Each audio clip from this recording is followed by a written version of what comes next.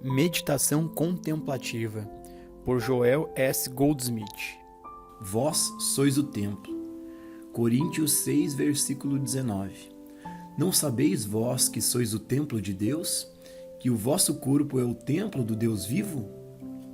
O corpo é o templo do Deus vivo, um templo não feito por mãos, não concebido para a morte, mas eterno nos céus, isto é, eterno no tempo e no espaço, eterno na vida, eterno no espírito, na alma e em substância. Deus fez tudo o que foi feito, e tudo o que ele fez foi feito a partir de si, da sua própria natureza, que é a eternidade, imortalidade e perfeição. Deus fez o corpo à sua própria imagem e semelhança. Deus é vida. A atividade de Deus atuando em uma semente traz à vida uma criança com todas as potencialidades da vida adulta incorporadas numa pequena forma. Não apenas um pedaço de matéria, mas uma inteligência e uma alma acompanhando o corpo. O Espírito de Deus faz isso, mas em sua vaidade o homem se outorgou o papel de criador. Homens e mulheres deduziram que, pelo fato de terem gerado seus filhos, são seus criadores, em vez de simples instrumentos por intermédio dos quais Deus atua para se expressar, não para perpetuar a você ou a mim, os meus ou seus filhos. Deus atua como amor em nossa consciência para produzir sua própria imagem e semelhança. Esquecemos que essa expressão de Deus, a qual chamamos de nosso filho, é um filho de Deus, não o ser que nós criamos ou possuímos. Mesmo orando a Deus para que os mantenha e sustente, eles não são nossos filhos, são filhos de Deus. Não é necessário orar para que Deus mantenha ou sustente seus próprios filhos, pois é prerrogativa dele criar, manter e sustentar sua própria imagem e semelhança. Deus é o criador de tudo o que existe, portanto, ele é o criador do corpo do homem. Ou não sabeis que o vosso corpo é o templo do Deus vivo? Chamamos esse corpo de seu corpo ou meu corpo, mas não é nosso. É o corpo de Deus, formado por ele para seu prazer, feito à sua imagem e semelhança, governado por sua lei e criado para manifestar sua glória. Nas árvores de Natal há luzes de todas as cores, vermelha, azul, roxa. A eletricidade transmite sua luz através destas lâmpadas multicoloridas de todas as formas e tamanhos. As lâmpadas por si sós não são fonte de luz, são apenas um instrumento através dos quais a luz brilha.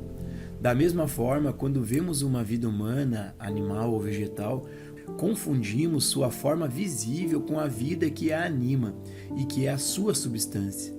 Deus é a vida e as substâncias de toda forma, o princípio criador de tudo que existe, a atividade que rege as funções e os órgãos do nosso corpo, aquele que dá vida a todos os homens e mulheres. Deus é a sabedoria, integridade e pureza da alma do homem, bem como sua força. Não nos deixemos enganar pelas aparências, nem mesmo pelas boas, chamando uma pessoa de forte e outra de bonita. Devemos olhar por trás das aparências em busca da vida invisível, que torna toda essa beleza possível. Então podemos desfrutar todos os aspectos da criação, toda aparência, seja o corpo humano, uma espécie de animal ou uma planta. Essas são formas de vida, mas, se não entendermos a vida que as vitaliza, podem aparecer como boas ou más, jovens ou velhas, doentes ou saudáveis, ricas ou pobres. Um sentimento humano limitado de vida baseia-se em valores inconstantes e investe nas formas que a vida assume com poder para o bem ou para o mal. Contudo, um sentido espiritual de vida desfruta a forma, embora reconheça o infinito invisível como a essência dessa forma. Se olharmos além dela o bastante para ver Deus como o princípio de toda a vida, entenderemos a diferença entre vida material e vida espiritual. A verdade acalentada em nossa consciência é a lei da vida, da harmonia e da ressurreição do nosso corpo. Deus me deu esta forma, minha infinita forma divina, para manifestar minha verdadeira identidade. Meu corpo é uma manifestação, a imagem do eu que eu sou. Meu corpo é uma expressão da vida manifestando tudo isso. porque ele é o eu do qual eu sou formado de modo espiritual, eterno e imortal. Eu sou a verdadeira e eterna identidade, enquanto o meu corpo é o templo, o instrumento da minha atividade, da minha vida. Em contraste com essa verdade espiritual, existe a forma que vejo no espelho. Além das expressões da natureza, árvores, flores, legumes e frutos que não são o ser ou o corpo espiritual, são conceitos que humanamente tenho de ser e de corpo. Ao me olhar no espelho, às vezes pareço jovem ou velho, doente ou saudável, robusto ou magro, mas na realidade não estou vendo a mim, estou vendo a meu corpo. Esse é o meu corpo, mas eu sou invisível. Esse corpo que meus olhos veem é apenas um conceito limitado e finito. Essa é a razão pela qual ele parece mudar constantemente. Na realidade, ele nunca muda. O que muda é o meu conceito sobre essas mudanças. Quem sou eu? O que sou? Onde estou? Olhemos para os pés e nos perguntemos: eu sou isso? Eu sou estes pés ou eles são meus? Eu estou nos pés ou possuo estes pés? Estou nas pernas ou as pernas são minhas? Se elas estão machucadas, sou eu que estou ferido ou são minhas pernas que estão feridas? Não existe um eu, uma identidade que não é as pernas? E a cintura, o peito, o pescoço e a cabeça? Estou em alguma dessas partes ou elas são partes do meu corpo? Não existe um eu separado e a parte do corpo? Um eu que eu possui o corpo? O corpo é um instrumento para a minha atividade, meu movimento, tanto quanto é meu automóvel. Estou nos ouvidos, nos olhos, na boca, na língua, na garganta. Elas são minhas? Estou neste corpo. Sou este corpo ou este corpo é meu? Não é ele um templo, um instrumento que me foi dado para meu uso? Olhe para as minhas mãos. Podem elas por si mesmas dar ou reter? Ou devo usá-las como mero instrumento em ambos os casos? Podem ser generosas ou mesquinhas? Tenho o poder de dar ou reter? Ou será que todo esse poder reside em mim? Será que não existe algo chamado eu que dá através dessas mãos? Ou que pode, por vezes, reter por meio delas? Podem as mãos se mover para cima e para baixo, à esquerda e à direita? Será que o coração é o que me permite viver? Ou é a vida que anima o coração? Minhas mãos não podem dar nem reter. Então, como pode meu coração dar vida ou reter a vida?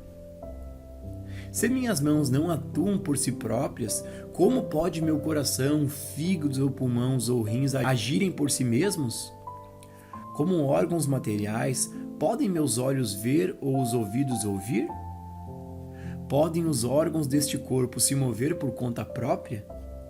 Será que não existe algo chamado eu que age por intermédio deste corpo, que anda nas ruas com estas pernas ou por meio delas? E que funciona por meio de um instrumento chamado corpo? Eu sou um ser. Meu ser não depende do meu corpo. Meu corpo é dependente do meu ser. O eu que eu sou governa este corpo, que não tem vontade, inteligência e ações próprias. Meu corpo responde a mim, é regido por mim, é minha imagem, semelhança e manifestação, o eu que eu sou. Há um espírito em mim, o sopro do Todo-Poderoso que me dá a vida. A atividade de Deus em mim, seu espírito invisível, rege minhas funções corporais, órgãos e músculos, mantendo-os e sustentando-os até a eternidade. Nada externo que contamine ou iluda meu corpo pode entrar neste templo do Deus vivo. Tudo o que Deus é será mantido e sustentado por Ele. Conceitos mortais sobre o meu corpo podem passar, mas a verdade sobre ele viverá para sempre, porque é Ele o templo do Deus vivo. Todo o poder está em Deus, atuando como lei em meu corpo. Ele é a única lei, bem como o único legislador. A lei espiritual que rege meu corpo não supera ou anula a lei material. Na realidade, revela que o sentido material da lei não tem nenhum efeito. Ficai parado e vede o livramento do Senhor. não por força nem por poder, mas pelo meu espírito. Este corpo é o templo de Deus, e não preciso lutar nem buscar a cura, pois a batalha não é minha, mas de Deus. E corretamente entendida, não é uma batalha, é uma revelação de que este corpo é o templo do Deus vivo, governado pela lei espiritual. Todo conceito mortal ou material que eu considero sobre o corpo se dissolve no reconhecimento de que meu corpo é o templo do Deus vivo, eterno, atemporal, sem doença, sem morte. Deus é o centro do meu ser e do meu corpo. Deus é a substância e força do meu corpo. Posso fazer todas as coisas em Cristo que me fortalece. O Senhor é a minha força e canto. Deus é a minha força e poder, e Ele aperfeiçoa o meu caminho. O Senhor é a força da minha vida. A quem temerei? Se procuro força em meu corpo, encontro doença, morte e fraqueza. Por outro lado, encontro a vida eterna ao admitir que tanto o Cristo quanto minha filiação divina e a palavra de Deus dentro de mim são a minha força, minha juventude, minha vitalidade, meu tudo em tudo. Eu sou o pão da vida. Aquele que vem a mim jamais terá fome, e quem crê em mim nunca terá sede. Eu tenho água. Se você buscar a mim, eu posso lhe dar uma água que brota para a vida eterna. Eu não vivo só de pão. Toda palavra de Deus que vem à minha consciência é pão, vinho, água e carne para a minha alma, meu espírito, meu ser e meu corpo. Toda palavra da verdade que eu permito preencher minha consciência é a carne que o mundo não conhece. Toda palavra da verdade que eu mantiver na consciência é uma fonte de água brotando para a vida eterna. Quando eu estou vazio da palavra de Deus, falta-me vigor. O alimento mais saboroso é como serragem, mero volume no meu sistema, a menos que a palavra de Deus o acompanhe como lei de digestão, assimilação e eliminação. Eu sou o vinho, a inspiração, a sabedoria espiritual. Eu sou aquele que ilumina e eleva. Deus é que ilumina, eleva e inspira. Eu posso conhecer todas as coisas por intermédio do Cristo, o Filho de Deus, minha sabedoria. A palavra de Deus em mim, que o mundo desconhece, é o pão, o vinho e a água. Eu a mantenho escondida secretamente dentro de mim, porque se o mundo a conhecesse, não a entenderia. A palavra de Deus em mim é poderosa, revelando o templo perfeito de Deus. Meu corpo, o corpo não feito por mãos, eterno nos céus. Neste tipo de meditação, deixamos de lado todas as formas e vamos além do visível para o invisível. Assim contemplamos o invisível mantendo o visível. Devemos viver, mover-nos e ter-nos o nosso ser na consciência de Deus. Que nós vivamos e habitemos no esconderijo do Altíssimo. Então veremos o corpo como realmente é, o templo não feito por mãos, eterno nos céus. Eis aqui o tabernáculo de Deus com os homens, e ele habitará com eles, e nenhum sábio deve entrar nele com algo que o contamine, o abomine ou iluda.